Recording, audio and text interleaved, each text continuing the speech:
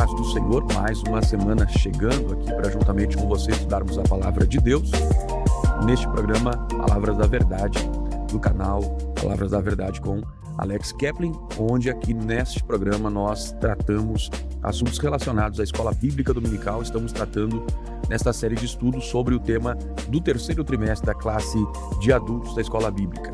Nesse trimestre estamos tratando sobre o tema A Igreja em Jerusalém.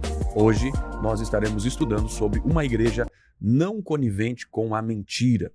Lembrando que nós já estudamos sobre como esta igreja nasceu e sabemos que ela foi inaugurada e nasceu no dia do Pentecoste, a igreja de Jerusalém, e vimos no decorrer já de alguns programas sobre as características desta igreja, uma igreja cheia de comunhão, de unidade, uma igreja fortalecida nas bases doutrinárias dos ensinos dos apóstolos, os apóstolos que eram representantes ou transmissores dos ensinos recebidos por Jesus Cristo e ao mesmo tempo também traduziam para a linguagem da nova aliança aquilo que o Antigo Testamento trazia acerca desta aliança, daquilo que o Senhor trouxe no Antigo Testamento. Tendo em vista de que esta era a ideia dos apóstolos, porque a Bíblia diz que Paulo disse que tudo o que dantes foi escrito para o nosso ensino foi escrito. Então, os apóstolos traziam esses ensinos baseados tanto nos ensinos de Jesus, como também na escritura do Antigo Testamento, para que eles pudessem entender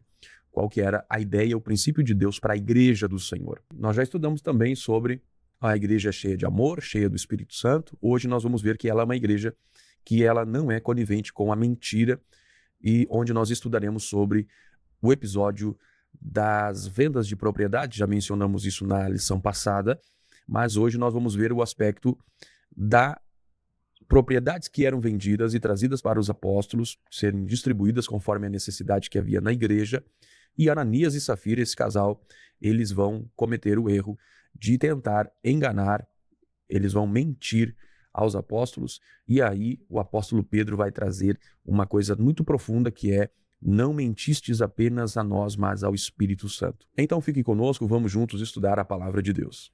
Muito bem, meus irmãos, tema de hoje, uma igreja não conivente com a mentira. O texto áureo está em Atos capítulo 5, versículo 3, que diz: Disse então Pedro: Ananias, por que encheu Satanás o teu coração para que mentisses ao Espírito Santo e retivesses parte do preço da herdade?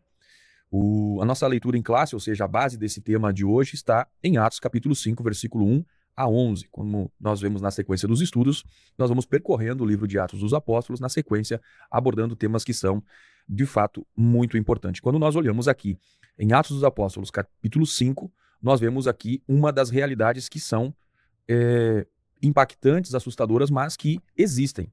É possível, sim, alguém estar dentro da igreja, viver entre os crentes e se tornar um instrumento influenciado diretamente por Satanás, o que é algo muitas vezes inacreditável, mas é o que o texto nos mostra. Vemos aqui Ananias e Safira, que aparentemente era um casal comum, membros desta igreja, da igreja de Jerusalém, e que eles não cometem um erro doutrinário gravíssimo, também eles não foram vencidos por uma tentação pública de uma imoralidade, mas vemos aqui que este casal comete um pecado muito sutil e, por essa razão, um pecado muito perigoso, que é o tentar manipular a espiritualidade para obter reconhecimento, lucro, ao passo que eles mentem deliberadamente ao Espírito Santo. Quando nós vemos esse episódio, ele se torna um episódio impactante, porque aqui há a morte de duas pessoas, mas com isso nós vemos aqui revelando algo muito profundo, que é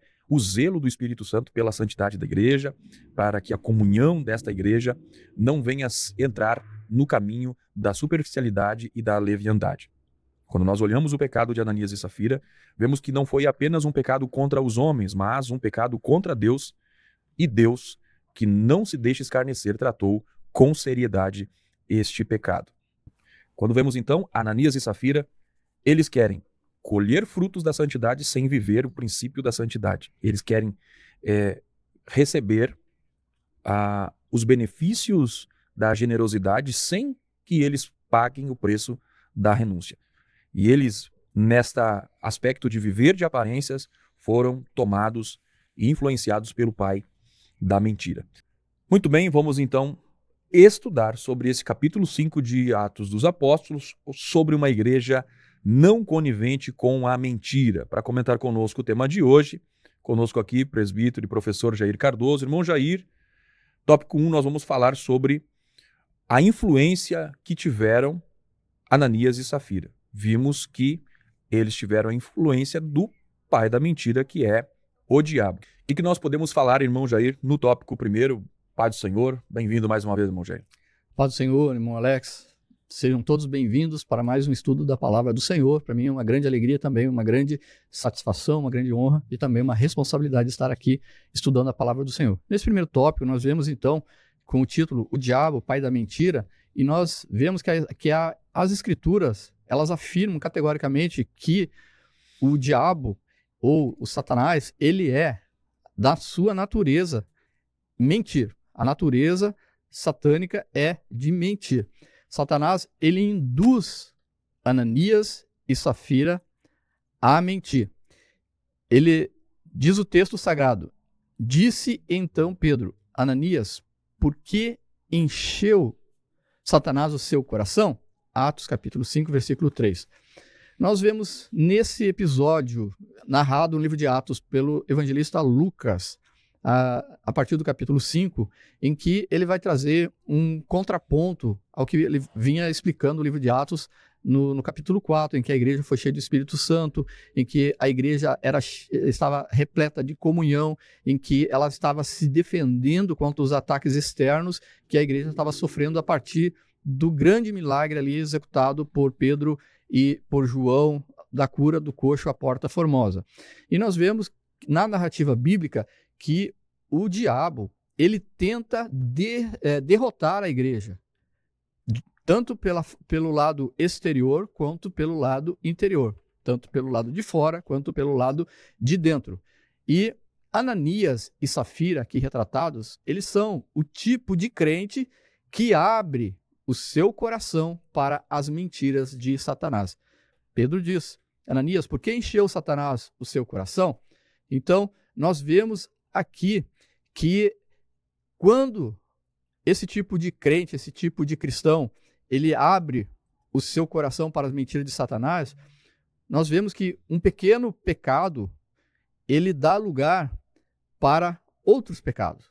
Uma polegada, sendo dada uma polegada de abertura ao pecado, o pecado levará não uma polegada, mas sim uma milha. Se der 1 centímetro, o pecado levará 1 quilômetro. E assim, nós vemos que o texto retrata que Satanás encheu o coração de Ananias. O que é encher o coração? É tomar conta de toda a sua alma, não havendo espaço para as coisas de Deus, não havendo espaço para o Espírito Santo. Satanás, nesse texto, e em toda a narrativa bíblica, nós vemos que ele se utiliza da mentira para agir. Satanás, ele se utiliza de várias ferramentas para atingir a igreja, para atingir o cristão, mas a mentira, ela é a alça para todas essas ferramentas. Então, Ananias, aqui nesse texto, motivado pela cobiça, pelo desejo de obter um lucro fácil, ele deu lugar ao inimigo.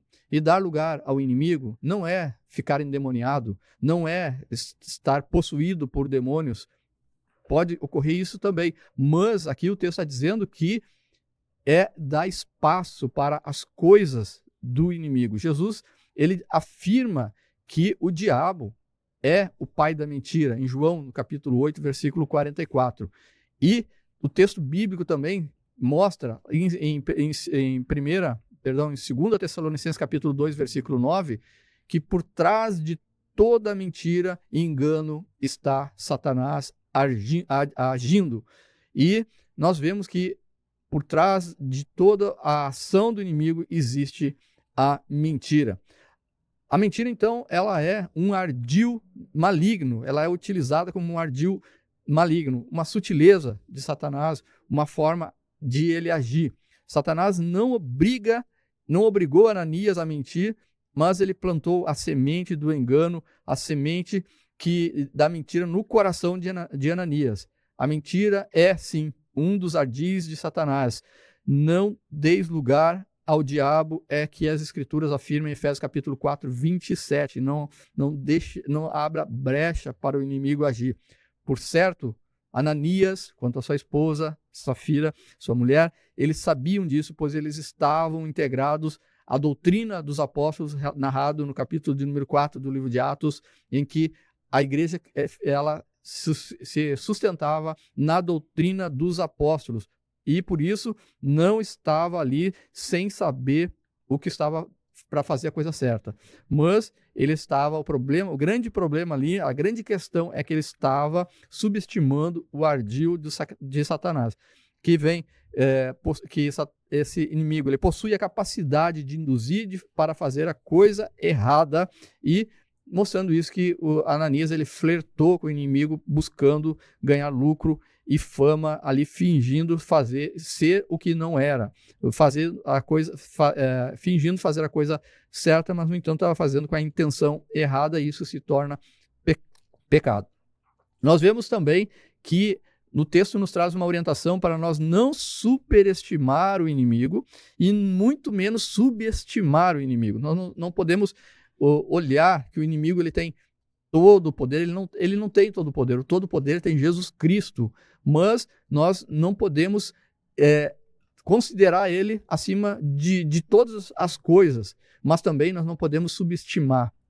Nós temos que considerar as ciladas do inimigo. Paulo, escrevendo aos Efésios, no capítulo 6, versículo 11, ele vai dizer que para se revestir de toda a armadura de Deus e para que possam permanecer firmes contra as astutas ciladas do diabo. Então, nesse tópico, a gente vê que o diabo, o pai da mentira, a natureza dele, satânica, é mentir, ele promove a mentira, e isso adentra no coração de Ananias e Safira, e uma orientação para nós é para nós nem superestimar o inimigo e também, muito menos, subestimar.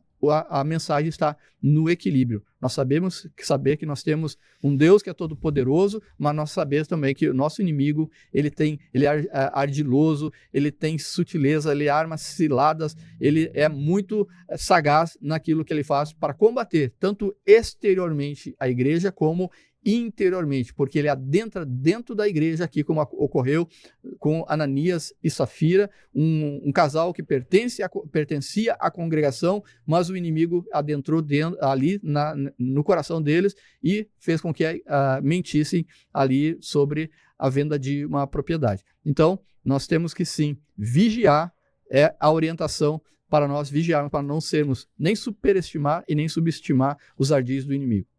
Muito bem, meus irmãos, você está no programa Palavras da Verdade. Estamos estudando então no tópico 1 sobre o diabo, o pai da mentira. E vimos aqui então sobre que a mentira é uma das naturezas de Satanás, ou a natureza de Satanás é mentir. E nós vimos que o apóstolo Pedro, nesse episódio de Ananias e Safira, teve o discernimento de identificar a gravidade do ato de Ananias e de Safira, sabendo que o que eles praticaram foi, de fato, influência de Satanás, porque o apóstolo diz em Atos 5,3, porque encheu Satanás o teu coração para que mentisses. Então vemos que para que mentisses ao Espírito Santo. E aí vemos que a decisão, ela foi de Ananias. Mas há aqui sim, pela expressão do apóstolo, a influência de Satanás por trás dessa decisão. Ou seja, o apóstolo diz que Satanás operou no coração deles por meio de aspectos que fazem parte do modus operandi de Satanás, que é conduzir as pessoas à cobiça, à vaidade ou até mesmo ao orgulho. Foi assim no princípio, quando na tentação do jardim, foi assim quando ele tentou a Jesus no deserto, e é assim a sua obra de ação. Trabalhar na cobiça, na vaidade e no orgulho das pessoas. Ele é denominado pelo próprio Cristo Jesus em 8,44 de João, que ele é o pai da mentira. Então, qualquer ato de mentira é agir com a essência deste pai, que é Satanás. Mentir não é apenas uma ação errada, mas pode ser caracterizada como uma aliança com o caráter de Satanás. Se Satanás é o pai da mentira, aquele que vive na prática da mentira, este pode estar nessa aliança com o inimigo. Charles Spurgeon, ele disse que o que começa com mentira termina em desastre. E ele acrescenta dizendo que a alma que brinca com o engano, brinca com o inferno. Não é possível nós diminuirmos a gravidade de algo do qual está relacionado diretamente com Satanás. E o apóstolo Paulo, ele vai dizer em Efésios capítulo 4, versículo 27, não deis lugar ao diabo. Se o diabo, ele trabalha influenciando os homens, conduzindo os homens nos seus sentimentos, nos seus corações para entrarem no campo da mentira, o apóstolo Paulo, ele orienta a igreja de Éfeso para que não dessem lugar ao diabo. O apóstolo Paulo estava alertando ali que a responsabilidade dos erros, do pecado, do mal, não está unicamente no inimigo, porque está baseado nas nossas decisões, em abrirmos ou não brechas para o inimigo operar. O irmão Jair já mencionou aqui a gravidade de uma polegada da mentira, o quão perigoso é e destruidor é. Ananias e Safira, eles faziam parte da igreja, que em Atos 2,42 fala que eles tinham a comunhão da igreja, eles tinham a doutrina dos apóstolos, ou seja, eles não estão errando porque eles não tinham ensinamento e não sabiam o certo, mas eles fizeram isso porque eles subestimaram os ardis de Satanás.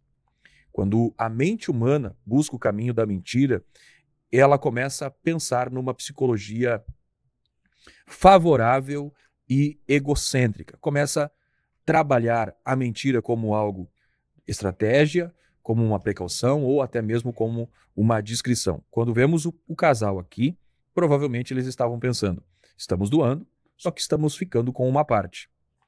E aí, o problema não estava em eles ficarem com a parte, mas pelo fato deles mentirem, fingirem para a igreja, para os apóstolos que haviam doado todo o valor.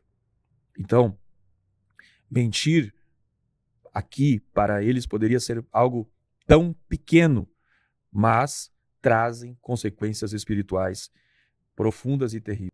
Com isso, aprendemos que nós não podemos subestimar esse inimigo. O irmão Jair falou sobre superestimar, dar muito poder, e a Bíblia ela não nos permite isso.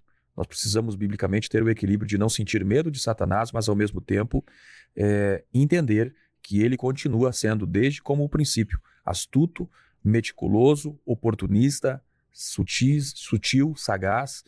Ele tem as suas estratégias, suas artimanhas, seus métodos de agir, como desde o princípio, e ele se adapta ao tempo e às circunstâncias para levar o homem ao engano e à desobediência a Deus. A sutileza é uma arma mais perigosa que o adversário pode infringir contra os filhos de Deus.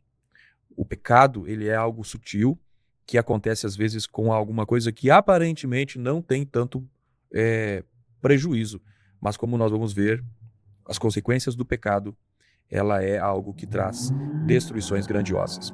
Você está no programa Palavras da Verdade, estudando hoje sobre uma igreja, a igreja de Jerusalém que não era conivente com a mentira. Irmão Jair, tópico 2, vamos ter aqui um desenvolvimento acerca de que o cristão e a mentira, como eles devem se relacionar, ou como o crente não deve se relacionar com relação à mentira. O que nós podemos comentar, irmão Jair, sobre o tópico 2? O cristão e a mentira, irmão Jair. Eu vou introduzir a lição, essa parte da lição, no tópico 2, lendo aqui a parábola que Jesus fala sobre o trigo e a parábola do trigo e do joio, que está em Mateus capítulo 13, a partir do versículo 24 até o versículo de número 30. Então, nós vamos ver que o reino, Jesus começa explicando que o reino dos céus é semelhante ao homem que semeia boa semente no seu campo. Nós vemos isso se realizando no livro de Atos. No capítulo de número 4, a partir do capítulo 2, a gente vê o Espírito Santo, ele instrumentalizando a igreja cheia do Espírito Santo, e até o capítulo 4, a palavra registra que reinava a paz entre a congregação e a alegria espiritual entre o povo de Deus. Mas Jesus, na parábola, ele continua: mas dormindo os homens, veio o seu inimigo e semeou o joio no meio do trigo. E exatamente o que nós vimos acontecer. O inimigo veio e semeou no coração de Ananias e de Safira, encheu o coração, e dessa forma o inimigo tentou destruir o trigal. Utilizando aqui a parábola, ele tenta destruir o trigal usando nova tática, e ele vem e semeia o joio no meio do trigal de Deus, ou seja, no meio do povo de Deus. E aí nós vemos então a relação, a partir daí nós vamos ver essa relação entre o cristão e a mentira. O texto nos mostra aqui, nessa questão de Ananias e Safira, e juntamente com Pedro, que mentir é uma escolha da pessoa. A pessoa escolhe ou não a prosseguir aquilo que o inimigo está colocando, tentando. Então nós vemos que o texto coloca que Ananias e Safira, eles agiram livremente na questão, tanto envolvendo a venda da propriedade, e isso fica muito claro quando o apóstolo Pedro, sob o discernimento do Espírito Santo, ele reprova Ananias por ter tentado enganar a igreja acerca do valor da propriedade, que está lá no versículo de número 3.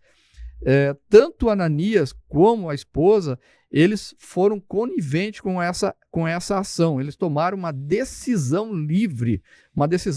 Então nós vemos que mentir ou pecar é uma escolha que envolve a natureza moral, ou seja, envolve optar entre a natureza espiritual ou a natureza carnal. E aqui eles deram vazão à sua carne, seus desejos carnais de obter fama, lucro, reconhecimento da igreja. Nós vamos ver aqui que o texto continua nos explicando que para haver responsabilidade moral é necessário que os atos que nós cometemos ou que nós venhamos a cometer sejam feitos livremente, ou de uma forma que não estão sob nenhuma força externa que nos obrigue a praticá-lo. Nesse aspecto, nós vamos ver que eles não poderiam culpar a ninguém. Ananias e Safira, eles não poderiam culpar a ninguém, nem mesmo o diabo. E como muitas vezes a nossa tendência é colocar a culpa em alguém, é colocar a culpa no diabo, é colocar a culpa em Satanás, no inimigo. Assim como Eva fez lá em Gênesis, no capítulo iniciais do capítulo 3, que fala sobre a queda do homem no pecado, e nós vemos a Eva, ela colocando a culpa na serpente. E quantas vezes nós fazemos isso? Nós tentamos sempre colocar a culpa em uma outra pessoa, ou em outro agente, ou no próprio inimigo. Continuando o texto, nós vamos ver que o cristão, ele é atraído, assim como Ananias e Safira foram atraídos pela mentira, e eles tiveram a oportunidade de tomar decisão livre, e por tomar decisão livre, eles sofrem as consequências, as implicações dessas suas decisões. E eles quiseram obter a vantagem com a negociação feita da venda da propriedade, e é possível que eles, ao verem os demais crentes ou cristãos fazendo essas ações louváveis, quando doavam seus bens. Isso nós vemos em Atos capítulo 4, a partir do versículo de número 32, nós vemos que os membros da igreja de Jerusalém, eles vendiam suas propriedades espontaneamente e depositavam o valor ao qual eles fizeram o voto aos pés dos apóstolos, para que os apóstolos viessem então a administrar. E nós vemos que Lucas, na narrativa bíblica, ele está mostrando que Barnabé fez isso. Nós estudamos na lição anterior, Barnabé fez isso, ele vendeu parte das suas propriedades e colocou o valor aos pés dos apóstolos, e isso a igreja reconheceu. O nome de Barnabé foi inclusive trocado de José para Barnabé, para o homem aquele que encorajava, que ajudava as pessoas. E Ananias e Safira, então eles viram isso e eles cobiçaram em seu coração receber essas honras dispensadas, por exemplo, a Barnabé, a quem essas honras que foram dispensadas a Barnabé e a todos aqueles que fizeram de bom grado esta ação, porque Deus conhece as intenções do nosso coração.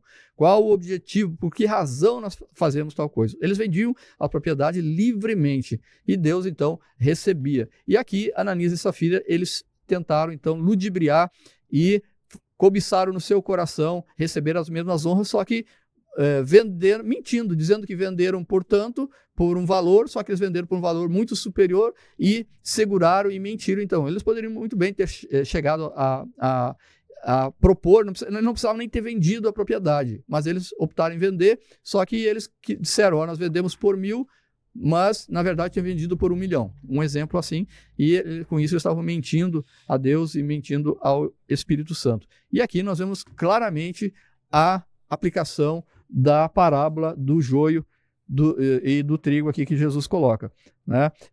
E aí nós vemos aqui que Ananias e Safira, eles são como o joio que foi plantado no meio do trigo. E toda mentira, todo pecado, ele gera consequência. Quando Ananias e Safira agiram, eles não pensaram na consequência dessas ações.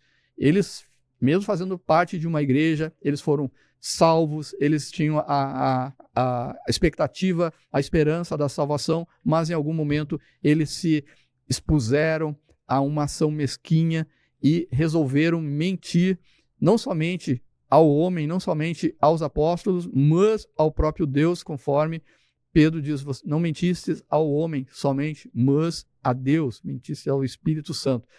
O preço, então, que eles pagam por essa mentira, por esse pecado, é um preço bastante alto.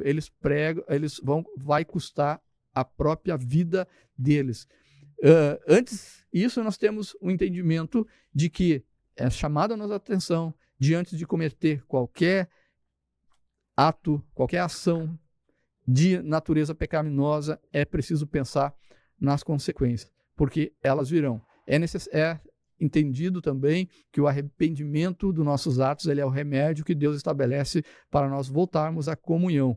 E nós vemos aqui que Ananias e Safira, eles não apresentam um aspecto de arrependimento e com isso virá a consequência. E a consequência para eles custou-lhe a própria vida.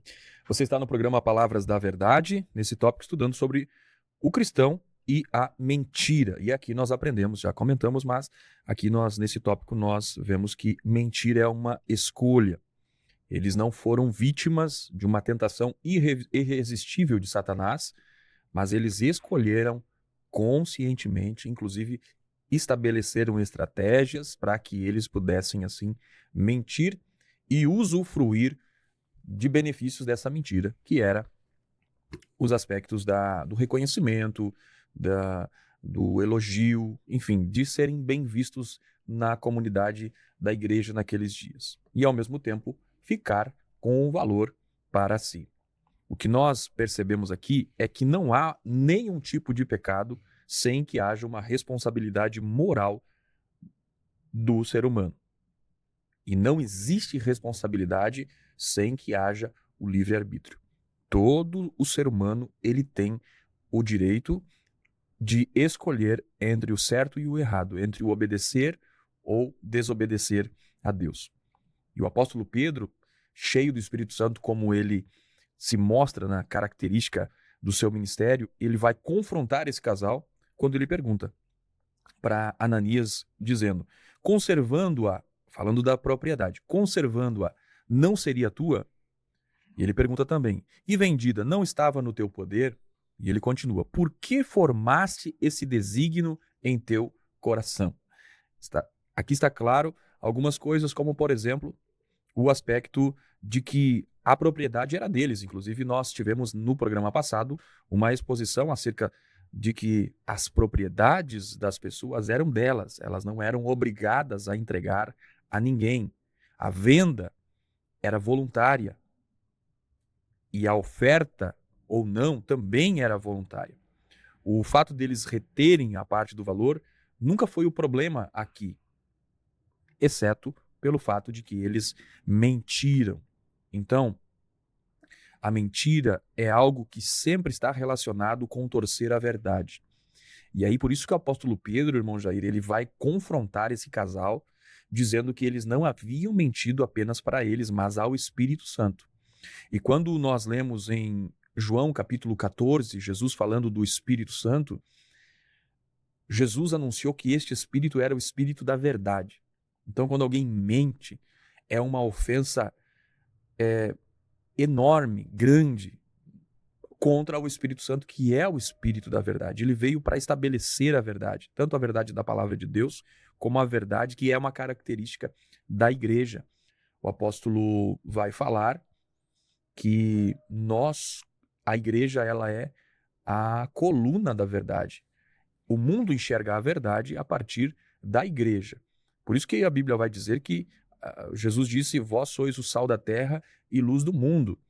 Na luz existe a verdade. No escuro pode ser tomado pensamentos do achismo, do relativismo. Pois é, o escuro não se consegue ver, mas a luz traz clareza. O sal, ele, dentre os seus benefícios e usos, dentre eles está a retenção, a contenção da corrupção. Então, quando a igreja toma partidos de torcer a verdade, crentes tomam o partido de torcer a verdade, consequentemente está ofendendo a Deus, ao Espírito Santo, que é o Espírito da verdade, e não está cumprindo o seu papel. Com isso, nós vemos que duas coisas aqui foram elementos que trouxeram essas consequências sobre esse casal: a vaidade e a cobiça. Qualquer pessoa que entra por esse caminho de desejar ser mais do que entrará pelo caminho da mentira. E nós vivemos num mundo hoje de vaidade, onde aquilo que se vê não é.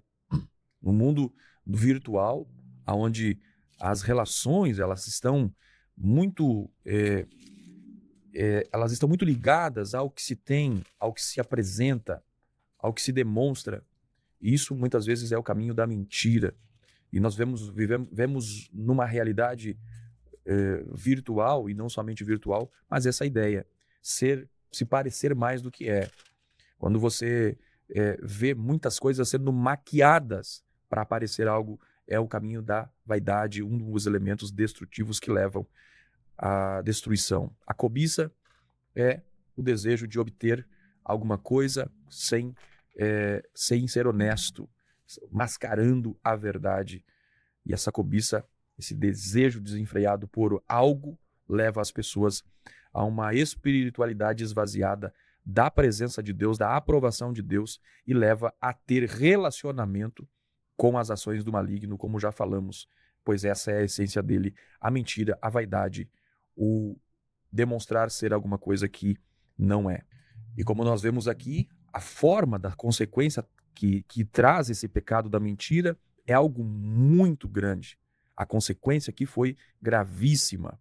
Embora muitos hoje tratam esse pecado, dentre outros pecados, com uma indiferença, com uma leveza, vemos que a falta de entendimento da graça do Senhor, da graça de Deus, tem levado as pessoas a usar essa graça como desculpa para a sua negligência, para a sua infidelidade, para a sua decisão de ser alguém desobediente à palavra de Deus. E vemos aqui: Deus não tolera o engano dentro da igreja do Senhor.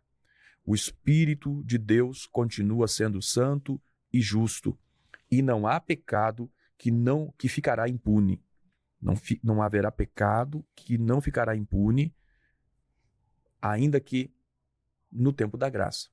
A Bíblia diz que aquilo que o homem semeia, isso ele colhe. Alguns esperam, como o pecado não tem hoje, nós não vemos pessoas morrendo imediatamente após um pecado cometido, vivem como se nada teria consequência dos seus pecados. Vivem muitas vezes uma vida destruída pela mentira, de famílias sendo destruídas pela mentira, a vida espiritual da igreja paralisadas por causa da mentira, lideranças que vivem uma falsa espiritualidade, uma falsa conduta diante da igreja do Senhor, e vivem como se isso não tivesse consequência. Deus não se deixa escarnecer. Deus pode perdoar o maior pecador que a face da terra pode ter, se este se arrepender. Mas aquele que é hipócrita, que não reconhece o seu pecado, que não o abandona, que decide deliberadamente pecar contra Deus, desse o Senhor não pode livrar do juízo, se não se arrepender. Você está no programa Palavras da Verdade, irmão Jair, tópico 3, a igreja que repele a mentira.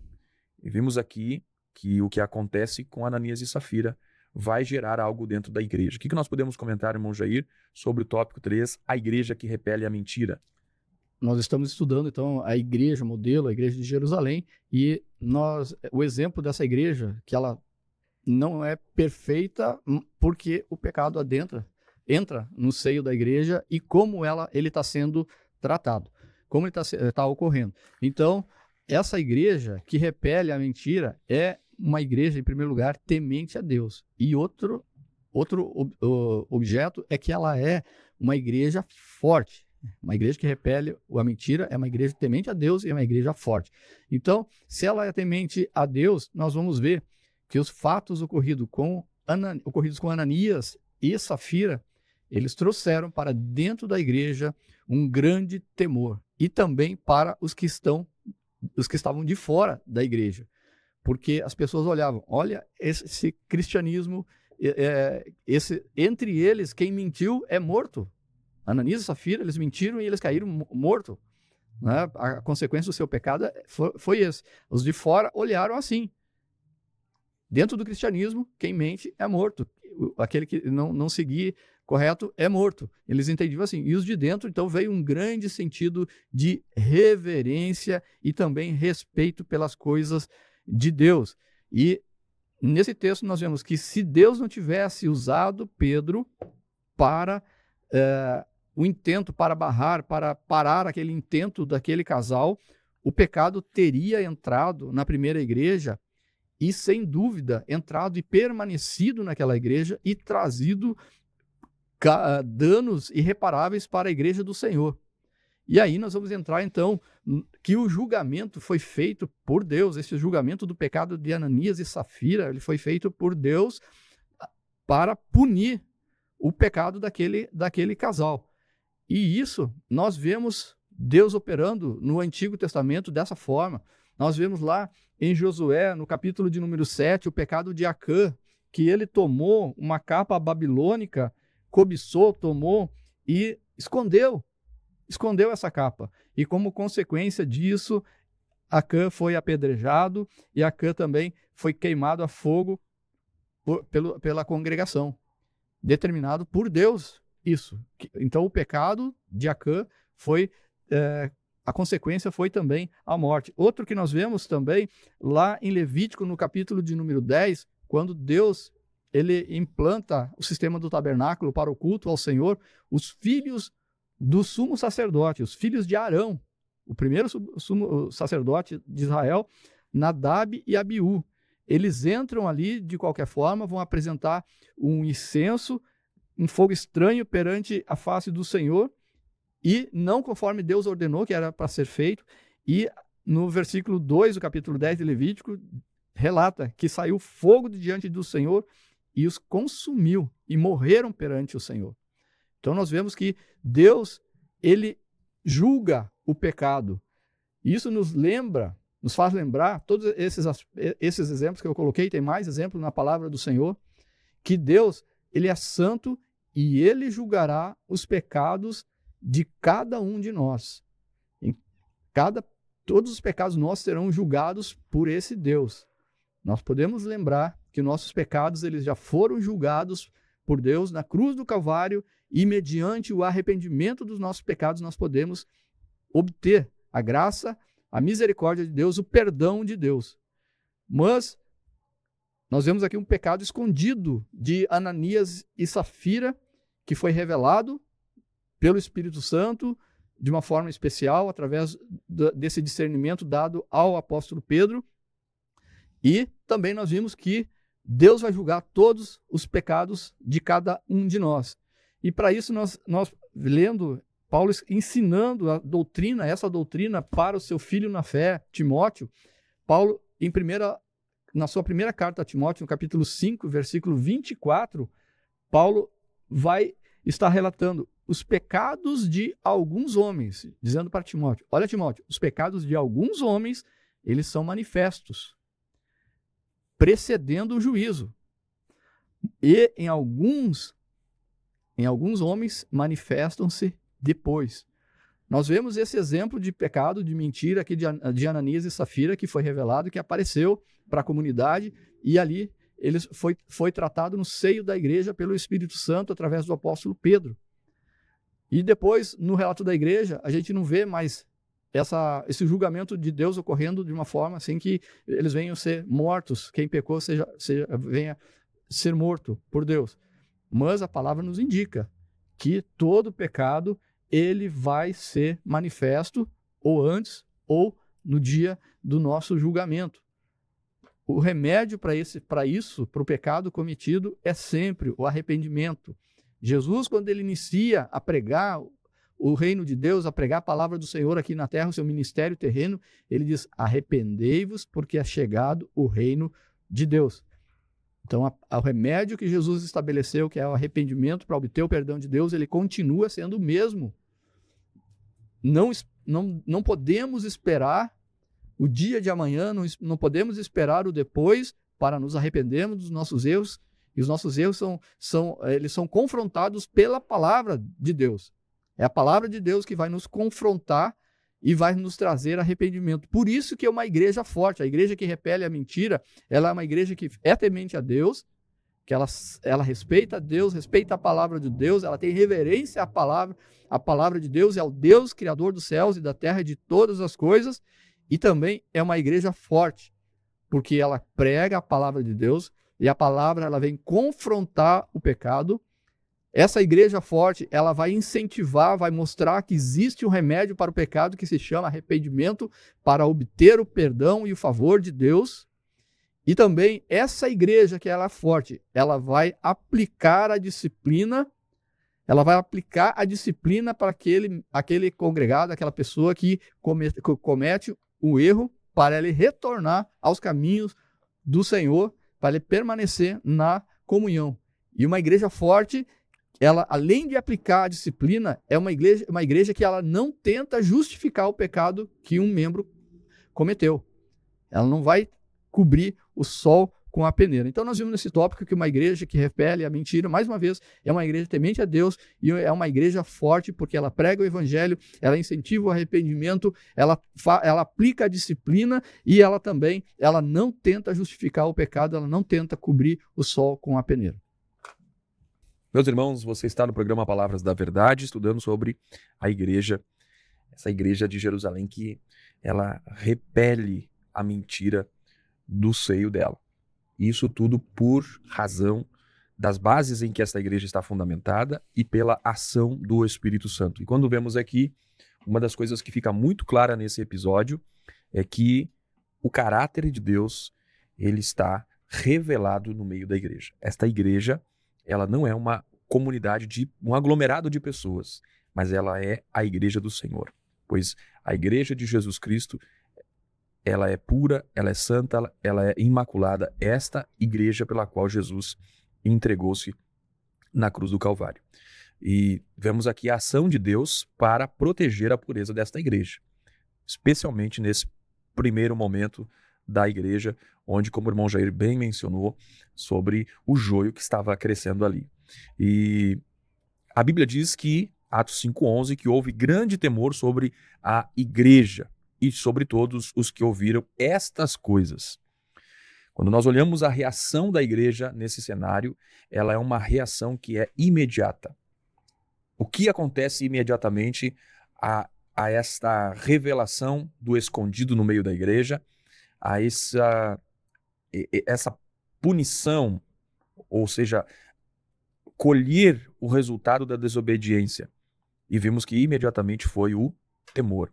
A palavra temor ali expressa uma reverência diante da presença e da santidade. A igreja, os membros ali, irmão Jair, eles tinham consciências de que eles não estavam diante de qualquer, de um Deus ausente, mas Deus estava presente em todas as decisões que a igreja, que os seus que os membros daquela igreja tomavam. Isso tomou deles um grande temor. Não era pânico, não era um pânico, mas era uma reverência. Eles tinham, nesse cenário todo ali, não um desespero, mas essa consciência, Deus está entre nós. E aí nós vemos uma questão. A falta de muitas vezes de temor, a falta de muitas vezes um posicionamento reverente com as coisas sagradas de Deus, porque muitos perderam essa noção, essa realidade de que Deus está no meio da igreja, naquilo que corresponde, que se relaciona com o que é de Deus. O temor, que foi a reação natural desses crentes em Jerusalém, impactados por tudo isso que aconteceu ali, levou-os a uma vida de justiça, de pureza, de santidade, pois é isso que a disciplina ela gera dentro da igreja. Nós, em programas passados, em outras matérias da Escola Bíblica Dominical, falamos sobre a importância da disciplina na igreja. A disciplina de Deus na igreja demonstra que a igreja ela é para ser fiel, e o temor do Senhor vem para ser esse antídoto poderoso para contrário à hipocrisia que muitas vezes quer se estabelecer na igreja do Senhor. Quando vemos aqui a disciplina de Deus aplicada na igreja, vemos que o julgamento de Ananias e Safira manteve a pureza da igreja, preservou a autoridade da igreja, pois essa igreja era uma igreja cheia de poder e as pessoas olhavam para a igreja e amavam aquela igreja, viam nela algo diferente. E estabeleceu também ali um padrão da ação do Espírito Santo. É ele quem coordena as ações da igreja e essas ações são baseadas na fidelidade à palavra de Deus. O ato de Deus aqui ele é escandaloso para muitos. Como pode Deus fazer isso? Só que o que Deus fez naquele momento foi algo grandiosamente estranho e é um dos episódios do Novo Testamento que mais nos choca, porque nós estamos acostumados a ver isso na antiga aliança e agora nós estamos na nova aliança. Mas aquilo que Deus faz ali preserva a igreja de um colapso que estava para acontecer se Deus não fizesse nada. O irmão Jair mencionou muito bem no último programa sobre a soberania de Deus, sobre o conhecimento de Deus das coisas futuras.